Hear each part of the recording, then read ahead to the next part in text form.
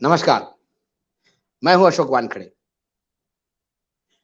एक तरफ विपक्ष की साझा बैठक बेंगलोर में हो रही है। आज रात को डिनर होगा, कल 11 बजे से 5 बजे तक मंथन होगा। दूसरी तरफ एनडीए का कुनबा भी मीटिंग करेगा। जेपी नड्डा जी ने अभी कहा है कि 38 दल उनके साथ जुड़ेंगे एनडीए में। वहां पटना में 17 थे, अब जाके 26 हुए हैं। कुल मिला के दोनों तरफ से शक्ति प्रदर्शन होने का कम से कम ऐसा चित्र तो निर्माण किया जा रहा है। लेकिन आज एक बड़ी खबर महाराष्ट्र से है। अजित पवार फिर आज शाम को, मतलब शाम को क्या कहे, 4 बजे, 3-4 के बीच में फिर अपने चाचा, अपने भगवान, अपने आदर्श, अपने गुरु अजित पवार के चरणों में अपने तमाम विधायकों को लेके गए। वो दिन ज्यादा दूर नहीं, मतलब ज्यादा पुरानी बात नहीं है कि जब अजित पवार एकाएक अपने कुनबे को लेके, अपने चाचा जिनको वो भगवान मानते हैं, उनको छोड़ अकेला उनके बुढ़ापे पे हंसते हुए भाजपा के साथ चले गए। भाजपा और शिवसेना की जो सरकार थी महाराष्ट्र में, वो कोई अल्पमत की सरकार नहीं थी, बहुमत की सरकार थी। इसके बावजूद उन्हें लगा कि शरद पवार की पार्टी तोड़ना बहुत जरूरी है यदि विपक्ष को सबक सिखाना है तो। अजित पवार टूटे। अजित पवार के साथ करीब करीब 30-35 एमएलए गए। 9 लोगों ने तुरंत शपथ ली। 2 उप मुख्यमंत्री महाराष्ट्र में हो गए और उसके बाद एक सप्ताह तक जद्दोजहद चली मंत्रालय के बंटवारे पे। आखिर में मामला दिल्ली दरबार तक आ गया और दिल्ली दरबार ने एकनाथ शिंदे को आंखें दिखाते हुए और देवेंद्र फडणवीस को समझ देते हुए वित्त मंत्रालय यानी महाराष्ट्र के खजाने की चाबी अजित पवार के हाथ में दी। बड़ी ताज्जुब की बात है कि जब एकनाथ शिंदे ने पार्टी तोड़ी शिवसेना, तब उनका मुख्य आरोप यह भी था कि वित्त मंत्रालय अजित पवार संभाल रहे थे और अजित पवार अपने वालों को बांट रहे थे और बाकियों को डांट रहे थे। फिर से वो वित्त मंत्रालय अजित पवार के पास नहीं जाना चाहिए, इसलिए पूरा भरकस उन्होंने प्रयास किया। दूसरी बात, ये वित्त मंत्रालय देवेंद्र फडणवीस के पास था, उनको भी छोड़ना पड़ा, उनका भी मन नहीं था। बाद में लिपापोती जरूर हुई कि ये जो वित्त मंत्रालय है, इसकी फाइल है, अजित पवार पहले क्लियर करने के बाद एंडोर्समेंट के लिए देवेंद्र फडणवीस के पास भेजेंगे और फिर मुख्यमंत्री के पास भेजेंगे, लेकिन ऐसा होता नहीं। क्या कारण था कि नरेंद्र मोदी जी ने महाराष्ट्र के खजाने की चाबी अजित पवार को सौंपी? अजित पवार महाराष्ट्र के बाकी नेताओं से एक अलग नेता है, विद्रोही नेता है, जिद्दी है। वो लगातार अपने चाचा से भी कह रहे थे कि कहीं ना कहीं भाजपा से एडजस्टमेंट करनी पड़ेगी, क्योंकि करीब करीब 1400 करोड़ रुपए की उनके एसेट, यदि मैं किरीट सोमैया के ट्वीट को सही मानूं तो 1400 करोड़ रुपए के उनके एसेट्स इनकम टैक्स डिपार्टमेंट ने नत्थी करे हैं, जब्त किए हैं। उसमें जरंडेश्वर शुगर मिल है 600 करोड़ की। साउथ दिल्ली का एक फ्लैट है अजित पवार और उसके परिवार के नाम के 20 करोड़ का। निर्मल ऑफिस है जो पार्थ पवार के नाम का है, उसमें 25 करोड़ का बताया जाता है। गोवा रिसोर्ट है निलाय, वो करीब करीब 200-250 करोड़ का है। बाकी विभिन्न प्रदेशों में जो जमीनें हैं वो है। अजित पवार, उनकी माँ आशाताई पवार, उनका बेटा पार्थ पवार, उनकी पत्नी सुनेत्रा पवार, उनकी बहन विजया पाटिल, नीता पाटिल और दामाद मोहन पाटिल, ये सभी रडार पे है। इनको नोटिस इशू हुए हैं। इस परिवार पे करीब करीब 70 से ज्यादा छापे पड़े हैं अब तक और कुल मिलाकर 27 जगहों पे छापे पड़े हैं ये। तो अजित पवार ईडी से परेशान थे। मामला बेटे तक आ जाए तो फिर बाप का दिल हिलता है। और कुल मिलाकर विपक्ष की एकता के लिए जो शरद पवार और नीतीश कुमार दोनों मिलकर काम कर रहे थे, कहीं ना कहीं शरद पवार और नीतीश कुमार दोनों को अपने घर पे ही उनके औकात दिखाने का प्रयास सरकार कर रही थी। नीतीश कुमार के भी फाइनेंस मिनिस्टर पे छापे पड़े हैं, फाइनेंस मिनिस्टर के नजदीक के छापे पड़े हैं, उनके यहाँ छापे पड़े, लल्लन सिंह के नजदीकी लोगों के यहाँ छापे पड़े। लेकिन ये जो तरकश के तीर है केंद्र सरकार के, खासकर 2014 के बाद जो उनके अस्त्र शस्त्र करके उपयोग में लाया जा रहा है, ईडी, इनकम टैक्स, सीबीआई, ये कहीं ना कहीं महाराष्ट्र में भी नाकाम हुई। पार्टी जरूर टूटी, विधायक साथ में चले गए, लेकिन जनमानस और मतदाता आज भी शरद पवार को हीरो मानता है। हाल ही में सर्वे में बताया गया कि शरद पवार के पास 80% आज भी एनसीपी के समर्थक शरद पवार के साथ है, और कुल मिला के अजित पवार साथ में आने के बाद भी 40% का आंकड़ा एकनाथ शिंदे, देवेंद्र फडणवीस और अजित पवार मिलकर नहीं क्रॉस कर पाए, जहां महाविकास आघाड़ी 50+ है। कुल मिला के एडवांटेज शरद पवार हुआ। 2019 में ऐसी ही गलती बीजेपी ने की थी, एक ईडी की नोटिस शरद पवार को दी थी और उन्होंने पूरे चुनाव के नतीजे पलटा दिए थे। वो बरसात में उनका घूमना, लोगों के बीच में जाना, यूथ को अपने साथ जोड़ना। तो कुल मिलाकर शरद पवार को हतोत्साहित करने के लिए, उनको अपने ही घर में घेरने के लिए बीजेपी ने पार्टी तो तोड़ी, लेकिन इसमें नुकसान बीजेपी का ज्यादा दिखाई देता है। और फिर अजित पवार जैसे आदमी को संभालना ये बहुत टेढ़ी खीर है। वर्तमान महाराष्ट्र की सरकार में मुख्यमंत्री एकनाथ शिंदे, उप मुख्यमंत्री देवेंद्र फडणवीस, इन पे भारी अजित दादा पड़ते हैं, ये तो बात दो मत, इसमें कोई नहीं। अजित पवार ने अपने लिए तो अर्थ मंत्रालय ले ही लिया, लेकिन अपने बाकी साथियों के लिए भी अच्छे खासे मलाईदार डिपार्टमेंट उन्होंने लिए। कहीं ना कहीं शिंदे के यहाँ उसका असंतोष है, लेकिन शिंदे अब बीजेपी के लिए बैगेज हो गए हैं। उन्हें इस बात का इल्म हो गया कि शिंदे के साथ एमएलए तो थे, एमपी तो थे, लेकिन फिर मतदाता और कैडर जो है शिवसेना का आज भी उद्धव के साथ है। शिंदे के जाने के बाद, विद्रोह के बाद, उद्धव फिर से उठ के खड़े हो गए और ज्यादा ताकत के साथ सहानुभूति की लहर, वही सहानुभूति लगातार उनको भी मिलती आ रही है देव अपने शरद पवार को। अब पिछले 3 दिनों में क्या घटनाक्रम हुआ? 2-3 दिन पहले शरद पवार की पत्नी का हाथ का ऑपरेशन हुआ। वो ब्रिज कैंडी से सिल्वर ओक अपने बंगले पे वापस आई। अजित पवार ने रात को फोन किया, सुप्रिया जी ने बताया कि हम दादा आप घर पे हैं। तो अजित पवार रात को अपने चाची को देखने गए। ये पवार परिवार बहुत क्लोज निट परिवार है। उनका अपने चाची से लगाव होना, माता समान लगाव होना, इसमें कोई दो मत नहीं।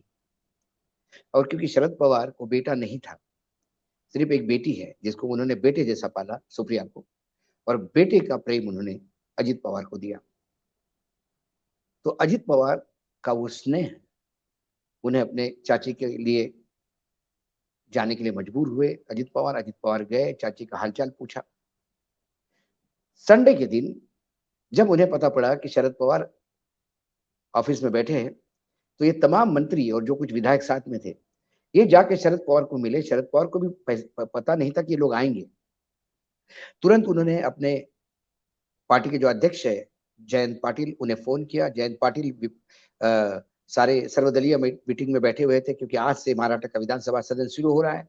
वो भागे भागे आए, और जब शरद जी ने कहा कि ये लोग आए हैं, तो इन लोगों ने कहा कि हम तो माफी मांगने के लिए आए हैं, हम खंत, मराठी में बोले खंत माग वाटते म्हणून आलो।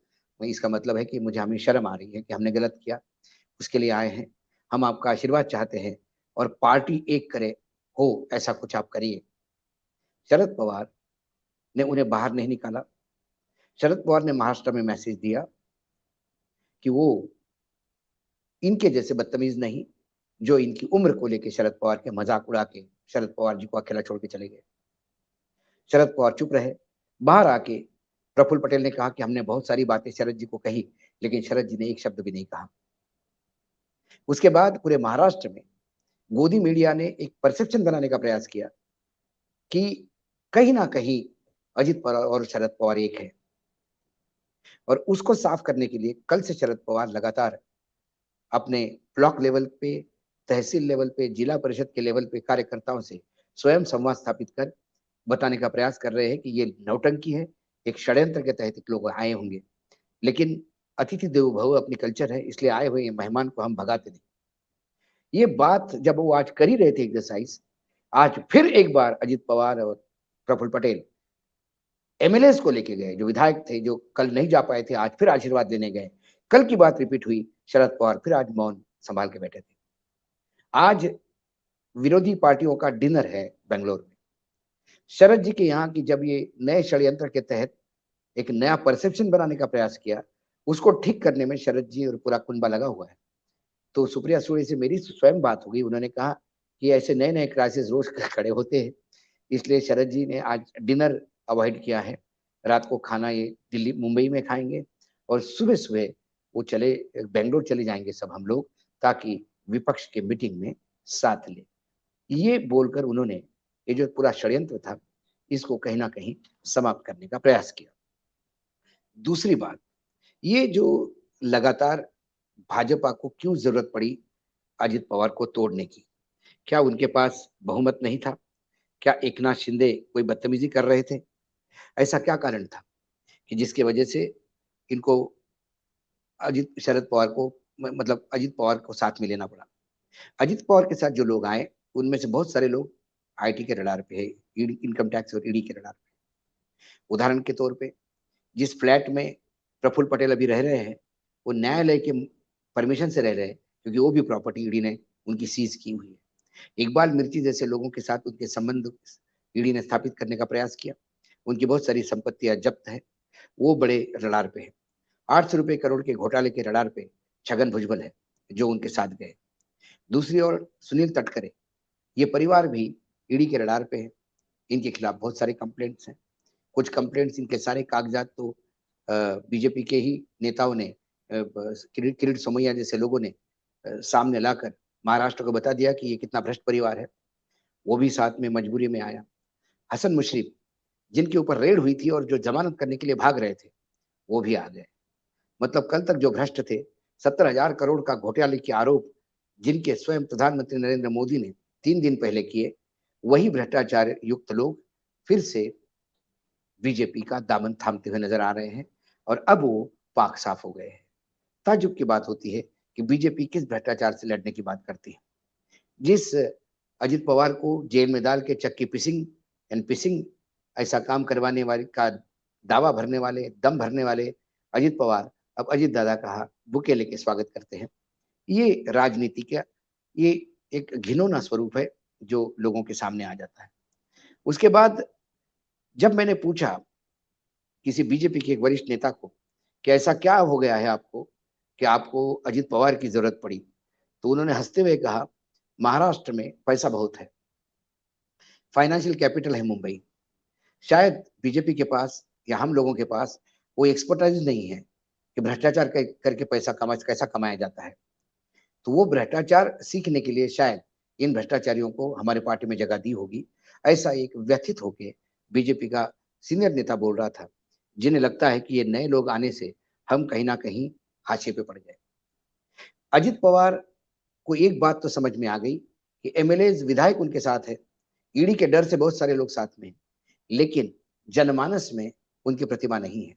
महाराष्ट्र की राजनीति में शरद पवार एक क्षेत्रप है, पश्चिम महाराष्ट्र के, लेकिन शरद पवार महाराष्ट्र के सबसे बड़े नेता भी हैं।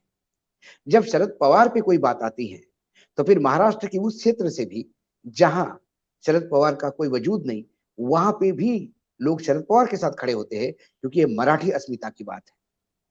लेकिन अजित पवार, जो शरद पवार के बाद सबसे ताकतवर नेता थे राष्ट्रवादी कांग्रेस में, उनका हश्र एक शून्य के जैसा है। एक के ऊपर शून्य लगते से वो 10 हो जाता है और एक का डंडा जैसे ही खत्म हो जाता है, वो शून्य शून्य हो जाता है। तो शरद पवार के साथ अजित पवार 10 हो जाते हैं, शरद पवार माइनस अजित पवार 0 हो जाते हैं। अजित पवार सबसे ताकतवर नेता होंगे, यकीनन होंगे, लेकिन फिर जब राजनीति से पूर्ण रूप से शरद पवार संन्यास लेंगे। अब 2 बातों के तहत ये लोग बार-बार जा रहे हैं। एक तो इनको डर लग रहा है कि शरद पवार यदि अपने ताकत के साथ उतरेंगे, तो इनमें से शायद 2% लोग भी विधानसभा वापस नहीं जाएंगे। ये डर है। और दूसरा, कहीं ना कहीं क्योंकि अभी वो पूर्ण रूप से 2 गुजरातियों के हाथ खेल रहे हैं, जो दिल्ली से गेम प्लान कर रहे हैं। वो कहीं ना कहीं महाराष्ट्र में मतदाताओं को एक कंफ्यूजन की स्थिति में है। शरद पवार के बारे में हमेशा ये बात कहती थी कि शरद पवार कभी भी यू टर्न ले सकते हैं। इसी बात का फायदा उठाते हुए बार बार मिलना, बार बार कहना कि हमारे भगवान है।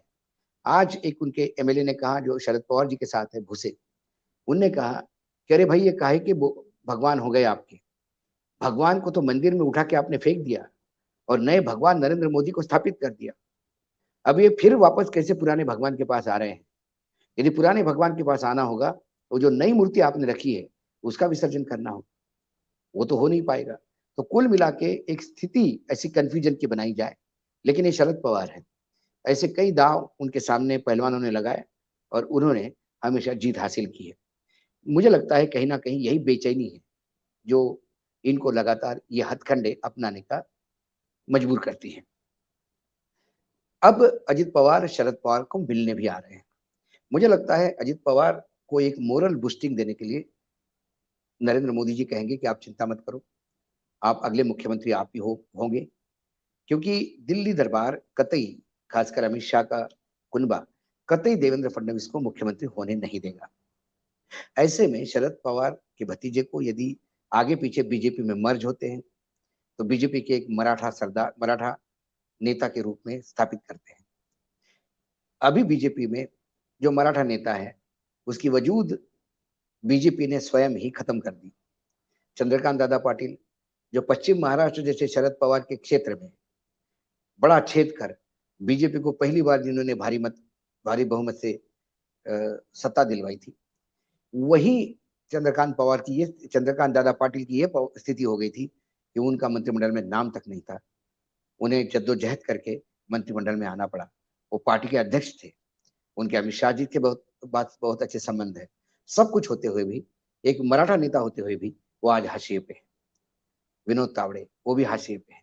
ऐसे कई मराठा नेता, तो जिनको मराठा नेता स्थापित करने के इन्होंने प्रयास किया, एकनाथ शिंदे को, वो बेसिकली ऑटो वाले हैं, उससे ज्यादा आगे बढ़ नहीं सकते। उन्होंने जीवन में कभी सोचा नहीं था कि वो मुख्यमंत्री बनेंगे। अब वो पूर्व मुख्यमंत्री बन के भी ज्यादा जीवन में खुश है, बहुत सारा पैसा है, उसका एंजॉय करेंगे। नहीं तोड़ते तो वो भी आज जेल में होते। ईडी की उनकी भी पीड़ा थी, उनके भी सचिन जोशी उनके सचिव, उनको भी एक नोटिस जा चुका था।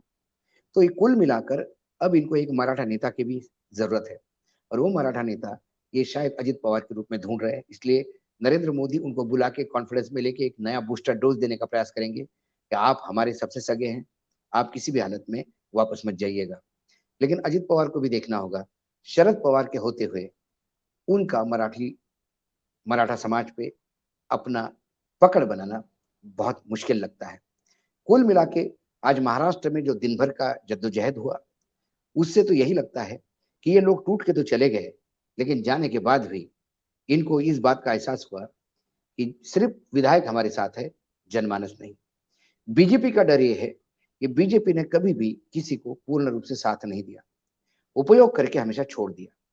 जब बीजेपी ने अपने नेताओं को ही उपयोग करके छोड़ दिया, एक मार्गदर्शन मंडल बना के बड़े बड़े नेताओं को, जिन्होंने वर्तमान नेतृत्व को बनाया है, उन्हें ही डंप किया।